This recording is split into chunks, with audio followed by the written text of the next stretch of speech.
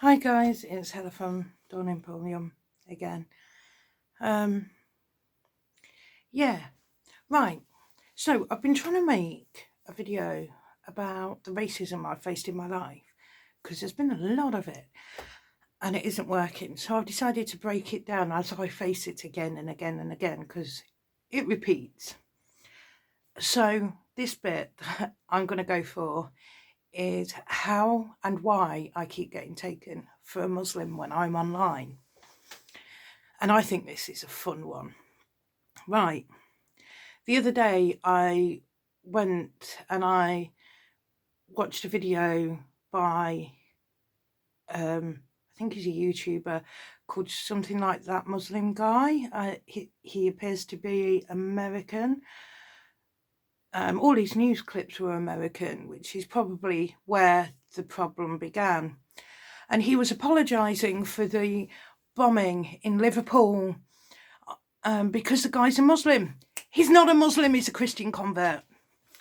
And me being British, so having the other side of the story, the fact that he gave up Islam in favour of Christianity, I commented and pointed out the fact that no Muslim has to in any way apologise for a Christian. It's bad enough that they have to keep on going around apologising every time a Muslim so much as burps on an aeroplane. Now they're apologising for Christian converts. Why are you doing it? Why? Christians should be going around apologising, but no Muslims are. So I wrote a comment pointing this out. And then I get a reply from a man. I'm not going to mention anything else. It was a reply from a man saying, "You Muslims, I thought you were supposed to be the religion of peace and love." Now, the amount of times I've been taken for a Muslim because I stick up for Muslims, I'm used to it. I even get taken for a Muslim because I have a bad neck, so I wear a scarf. Now, my scarf is handy if I go into a Muslim's house because I can cover my hair. However, still not a Muslim. So I turned around and said, my religion isn't about peace and love. Oh, lots of smiley faces first. My religion says I can leave you in a heap, covered in your own claret, as long as I stop within 3 houses and tell a witness what had happened. Don't think I'm a Muslim. Seriously. But I will stick up for every single Muslim because they are going through now what I went through as a child. At which point I just got a load of question marks because he isn't from the UK. And he isn't from America. I've had to educate Americans before now. This guy was from somewhere else. Right, when I grew up, I had my lovely ginger hair, my lovely green eyes, and I was also even paler. Right? I look like I bathe in turmeric when I've got it right behind me. I don't. My skin just decided one day that I could tan because, well, different genetic lines in me. I'm a mongrel, right? So there I was, green eyes, red hair. Have to colour my eyebrows in so you can see them. I'm one of those. The first time I remember it happening, I was 5 years old and I got told, well, no, I didn't get told. I heard someone shout at me, but it didn't click until later, to F off home. I was a little girl. I'd done nothing.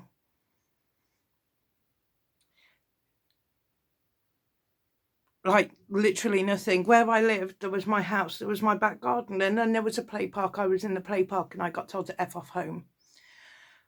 But I didn't even realise it was at me.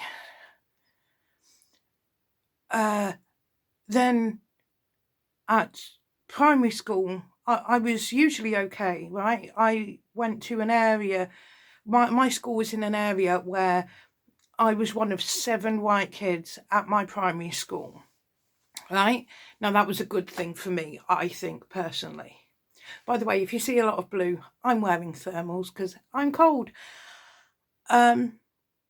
So I was sat down in class one day, and I can't remember whether it had been the Manchester bombing or the bombing of the Tory party conference had happened on the Friday, and this was the Monday, and a girl next to me, and what makes it worse in my heart, I'll explain later, was the fact that she was a Muslim, turned around to me and went, "Was it your dad?"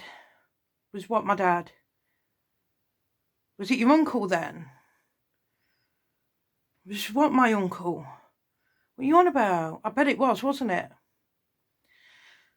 So I asked a family member about this, and they were like, "I hate to tell you this, she was on about the bombing." And that's when it all clicked. I'd already had, literally, by this point, 2 or 3 years of abuse and not even realised I'd been having it. Just walking down the street, playing with my friends, stuff like that, getting told to F off home. So at this point, something clicked in. And I had the fight or flight in me, blame it on the hair. So people would still be from 5 years old, but this was more like 7, 8 years old, telling me to F off home, go back where I belong, where am I bombing this weekend, things like that. And I'm pretty sure Muslims all around the Western world especially know how that feels. In fact, I've been on, just because I like commenting now and then, I've been on Muslim groups and I've told them what my childhood was like, and they're all sitting there saying, "Oh, I'm so sorry," and I'm sitting there going, "You're still going through it, so don't say sorry to me. You know, I don't need your sorrow. I'm just going to fight for you, tooth and nail." Right? Then I moved out of the city where I was born for a while, and there it was an all-white area, and the racism stopped. Now, that's going to sound really weird, because all the racism I was getting was from white people, right? Except for the one girl in primary school. Then when I moved back, I moved to a different area, different school. And I wasn't getting it so much from my schoolmates. I did get the odd bit, but not so much. But then, like, walking down the road, by this point, I'd be getting, well, not just told to go home. I remember once I was in town with a school friend and her grandma, and we were at the clock tower, because I lived in Leicester, and we have a very distinctive clock tower in the city centre, with my friend and her grandma, and some guy across the road offered to stick his member in my exit pipe, shall we say, because that's how my kind like it. And the grandma turned around and went, "Who was that? What was that for?" "Oh, it was him. Don't worry, it's to me. That's normal." She just turned around and went, "That's not normal." I went, yes, it is." And she was like, "No, seriously," and about to walk off to him. I was like, "Don't. You will put yourself in danger. Do not go after him. He's not lying. He will think you're my family. Just ignore him." When I was 15, I was again in town. There was, I don't know if there still is, a Sainsbury's in the city centre, and it has front doors on one side, and the back doors are where the old cotton factories were. So it's very Victorian industrial buildings type area. And I was walking down there going to my friend's house because it was a shortcut to my friend's house. And some old woman came out of Sainsbury's and she started calling me a witch and telling me how I was killing people, and then got her eggs out and pelted me with eggs. Yes, that's what I've had, right? But then the Good Friday Agreement was signed. The GFA, the end of the Civil War. Well, yeah, is still technically a civil war. It's still going on. Just, we don't hear about it on mainland GB because Ireland isn't important unless we want money from them. What is it? Something like, is it 1,000 people a month or a year go missing because the war is still going on? It's just not involving blowing people up anymore. No, they just get stolen on their way to the shops and beaten to death. That's what's happening now. Just to keep everyone informed about what is still happening with the Troubles. The Troubles haven't ended. Far from it. All you need to do is have a look in Irish newspapers and you will find out the truth. Either go for Borders if you're going for Northern Ireland, have a look for the border newspapers, and most of the south will give you a fairly decent look at it from what I've seen anyway. Missing men, amazing numbers. Anybody think there was a war on? Right? So the Good Friday Agreement was signed on Good Friday, strangely enough, within 2 weeks. 2 weeks. Everyone had dyed their hair ginger. Well, I say everyone. All the girls that had been like bleached blonde for the past 5+ years were suddenly ginger. Varying shades of everything from blood red through to like my colour. It was bizarre. They'd all been blonde before. I reckon the only reason why it took 2 weeks is because there was a backlog in hairdressers. But I had been bullied mercilessly for being ginger the entire time. Because if you bully someone for their hair colour, it's not racism, is it? Now, here's the thing. And I am going to make comparisons throughout all of my videos about the racism I faced. I am ginger and people bully me because I am ginger. But if I was of African Caribbean descent and people were trying to manhandle my hair, which by the way they do, that would be classed as racism and assault. But because I am ginger, it's totally fine. Yes, that is it. So Muslims get their headscarves pulled off. African Caribbean people get, can I play with your hair? Or even worse, not even asking, just going for the grab. Me, I get that can't be your hair. And just the claws.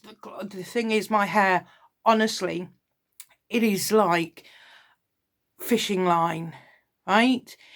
It is strong and it is coppery and it will cut you. The amount of people that have gone through my hair, then come away, I've got paper cuts all over. Yeah. I literally just put razor blades in there just because I knew you were coming. Right, so that is racism too. However, right, it was what was it? Just over 2 years later, 9/11 happened. Do you know what my first thought was? It wasn't poor people in those towers. Right? Because by the time I found out, I know, if you go onto my Instagram, you know that I do like sleeping with stones and things because I am very, how would you put it, in touch with my sleeping. And there's 2 times when I've woken up in tears. The first time was Princess Diana. The second time was 9/11. I woke up late and the first plane had already hit. So I didn't turn my telly on purpose because I knew something big was happening. And I walked 8 miles to my friend Tim's house so that I had somebody. And as soon as he opened the doors, he to his house, he said, "Have you heard about the Twin Towers?" And I went, "No." And he went, "I think you need to sit down." I was like, this is what I woke up crying for then, right? By that point, they'd already decided that Muslims were behind this. And my first thought was to that girl in my primary school class who had asked me if my dad or my uncle had done this IRA bombing. Right? Because those people in those towers, it was too late. It was obvious it was too late. And yes, that may sound harsh and horrible. They hadn't even fallen by this point. But it was obvious it was too late. There were going to be mass casualties. There were going to be people dropping. And it was horrible. You could see voice cracking. I remember it so clearly. But what I remember more is thinking about a little girl that I went to school with. She's obviously not a little girl now. She's the same age as me. And the fact that I knew she was going to have to start going through exactly what had happened to me. I knew it. And if you are out there, I honestly hope that you did not have to go through it. I honestly do. And I don't care about ugly crying faces because I want you all to know the truth. I have been fighting for every single one of you every day since. Because it wasn't Muslims that brought down those towers. It was a few radicalised toss bags. But it only takes a few radicalised toss bags and everybody gets tarred with the same brush. Same as I did. Right from my early childhood, when I should have been playing with dollies. So in fairness, I was helping my dad with his motorbikes, but I should have been playing with dollies. And instead I was getting abuse in the street.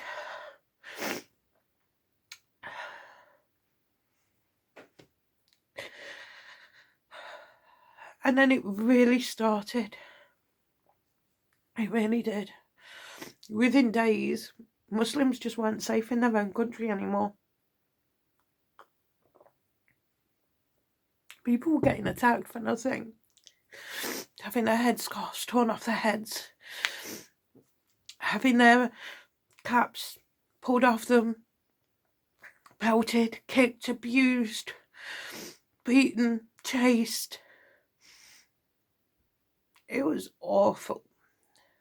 And every time I could, I got in there.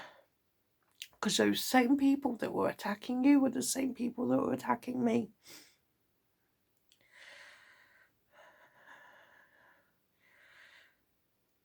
So, and the thing is, I now live in Lincoln. We recently, a few years ago, had a new mosque built. Well, I say new mosque, the only mosque built. And around the same time, the Imps, Lincoln City Football Club, had just gone up a league in the football. And this guy was being abusive because Lincoln's a Christian city and has always been a Christian city. And those damn Muslims, I lost it. I pointed out the fact that this is no Christian city. This is a Roman town. And if he was a real man, well, no, I'm not going to say that on YouTube. But even though there were no Muslims around, I was still sticking up for you and going toe-to-toe with a bloke because I was not having it. You just got yourself a united place of worship because Muslims have been worshipping all around the city in little hidey holes hidden away. And now you had this beautiful mosque opening up. And he was moaning that you'd ruined the skyline forever. How could you? Excuse me. His house ruined the skyline forever. His face ruined the skyline forever. Your mosque didn't. Your mosque added character. So, when it comes to things like that, yeah, I keep getting taken for a Muslim because, not because I am a Muslim, but because I have been through pretty much everything most Muslims in this country have been through. Honestly, I have. Now, obviously, I haven't had bacon thrown at me. I haven't been run over with a car.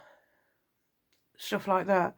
But that's only because the Good Friday Agreement got signed when it did. Otherwise, I'd have been in more trouble.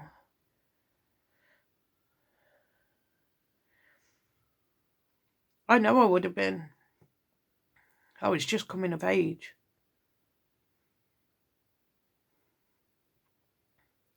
I know exactly what was coming next. I'm not stupid. And it did happen, but not for that reason. But he was one of those kind of guys. I want to point out something as well. The only people who have ever truly abused me have had the same skin colour as me. And I often get taken, especially by Facebook, as racist to my own skin coloration.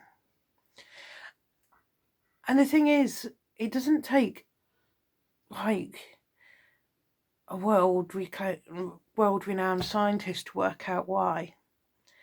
When I get more into these, you'll work out why. I'm not actually racist to my own skin coloration.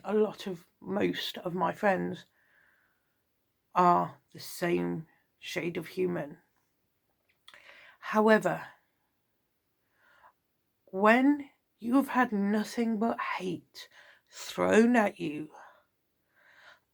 by your own shade of human, you end up that scarred and embittered and on edge that everything is a threat. And my friends are only actually my friends because they have to jump through hoops, and I admit it. You know, if you are like, I don't know, a man from Ghana, you're more likely to be my friend like that than if you are a man from 2 streets down. There is a reason for that.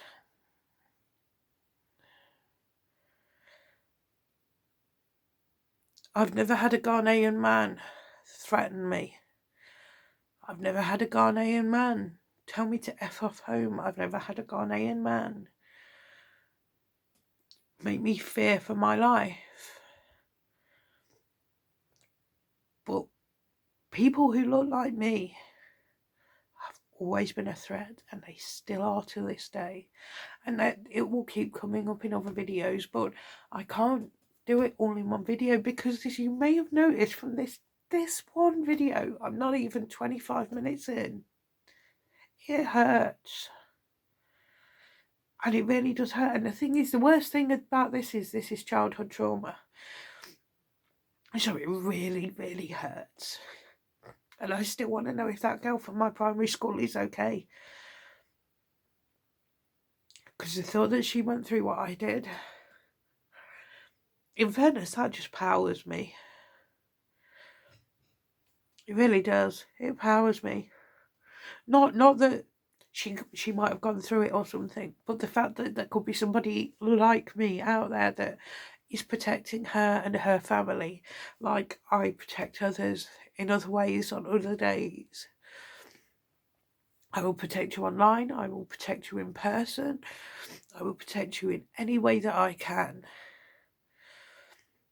Simply because I have been there. And I don't mind getting taken for a Muslim. It's no diss to me. Great thing is, my religion does mean that I can use my religion as a threat like I did to that guy. You know, the law says I can't leave him in a heap. covered in his own claret. But my religion says I can. If he's going to sit there and throw about the religious icon stuff at me, I'll throw it back. My religion is literally, you farm, you trade, or you fight.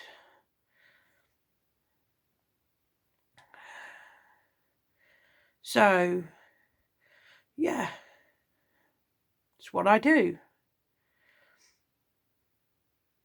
And yeah, I have lots of other stories, lots of other things to get through, but there's too much. But I just wanted to scratch the surface as to why I am the way that I am. And as these videos sort of, as I do more of these videos, you'll realise why I am the way I am, why it works me up when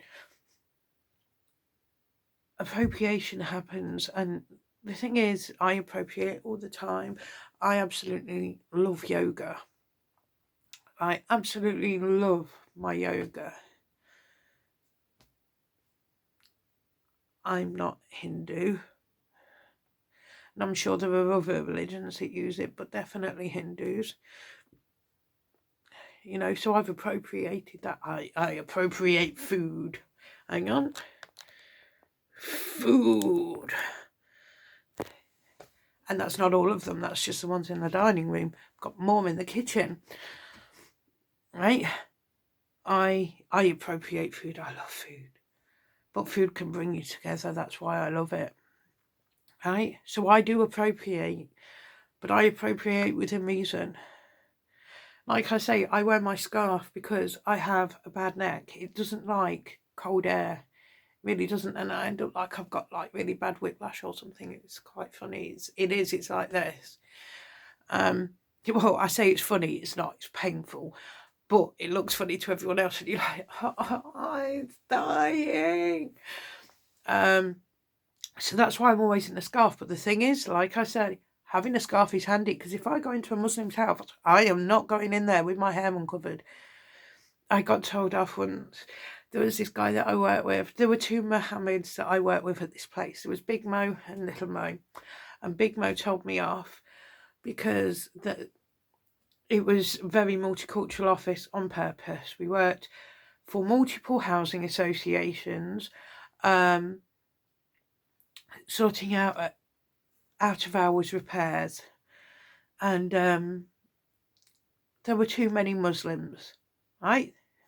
Hang on, wait with me. So I'd gone to get myself a battered sausage. See the problem? So because there were so many Muslims, I was not going to take that sausage in there for love nor money, because I'd end up offending someone, and I wasn't going to do it. And I am not risking someone going to paradise just because I'm hungry.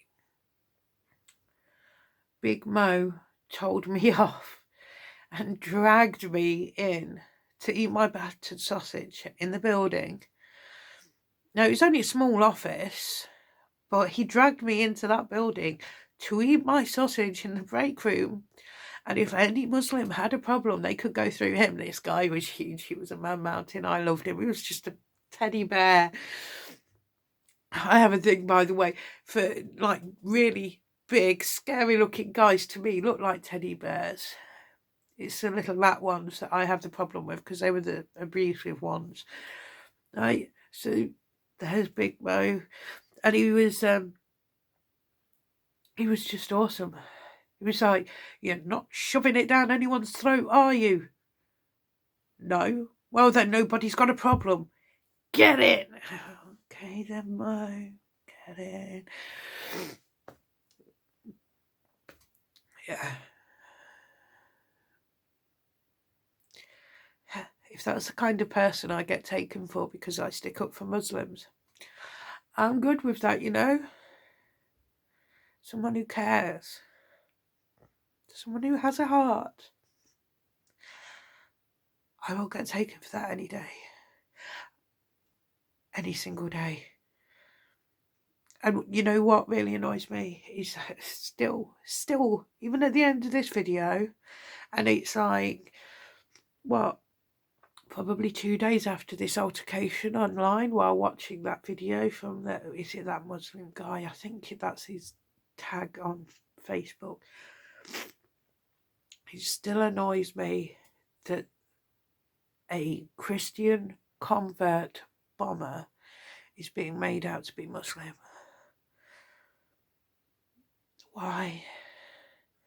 Christians are more of a danger at the moment than Muslims are. Just think about this. Seriously, think about this. I want you all to think about this, right? In the last few years, say 5 years, let's really push the boat out 10 years, in Western countries, I want you, well, we'll go for 5 years, and then if you want to, you can go to 10 years. I want you to find out how many terrorist attacks you can find by Christians, how many you can find by Muslims, and how many you can find by atheists, and how many you can find by other religions. Right? Here's the thing. I bet you find less terrorist attacks by Christians, but that's because there'll be mental health problems. Yeah. And what do you think all terrorism is? It's a mental health problem that got out of hand, got taken advantage of by another nutbar, and ended up with people dying. Right? Yeah. That's what happens. So, my makeup's completely messed up. So if you're white, it's just poor mental health. I'd say 9 times out of 10, but you can still find the terrorist attacks down there because there's people like me who don't sugarcoat it for the media. But those 9 times out of 10, and 9 times, 9 times the attacks, 10 times the attacks, 15 times the attacks, and what you'll find by Muslims or atheists or other religions. Christians are dangerous at the moment. Has anyone ever thought that this guy was disenchanted with Islam? That's why he became a Christian. And the reason why he chose Liverpool Women's Hospital, a maternity hospital, is because, I don't know, let's just go with modern brain rot. He was trying to save those babies from the cannibal elite who are going to eat them all because Q says so. He didn't have the money to make it over to Dallas to see JFK. Anyone? Because I actually think him, as a good Christian, spent too long at home over lockdowns, would do that because he got disenchanted with Islam, became a Christian, went on Christian websites, and to prove his Christianity, because he went down that rabbit hole, and to prove his faith, to prove his love, not just to God, but to those children, had decided to try and save their lives or save their misery by blowing up the hospital because he's a good Christian. I genuinely believe that more. Just from where we are now, I don't have all the facts. I believe that more than what I do believe that he was some kind of Muslim deep cover agent who decided to become a Christian and then blow himself up inside a women's hospital for no other reason other than to make Muslims repent for another ex-Muslim sins around the world, even though he wasn't a Muslim because he was a Christian. Just saying, that's just an opinion. For all I know, he was a Muslim deep cover agent. I doubt it. Just saying. I know. Hey, imagine if loads of people watch this. I'm going to get so much hate. I'll get my shield ready. Anybody got a spare bat left? I've always wanted a bat left. Right.